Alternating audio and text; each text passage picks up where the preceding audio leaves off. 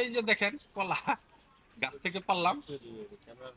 পাকা কলা কি এভাবে রাখা যায়? খাইয়ে দেখি। আমার আবার এইভাবে কলার ছড়ি থেকেই খাওয়ার অভ্যাস, এখন খাওয়া হবে।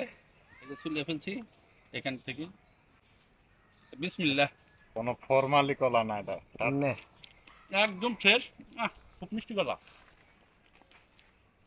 এই যে দেখেন কি সুন্দর কলা, বিচি আছে ভিতরে, তারপর খুব মিষ্টি। এই কলাগুলো খুবই উপকারী একটি, কলাগুলো খুবই উপকারী কলা, তাই না?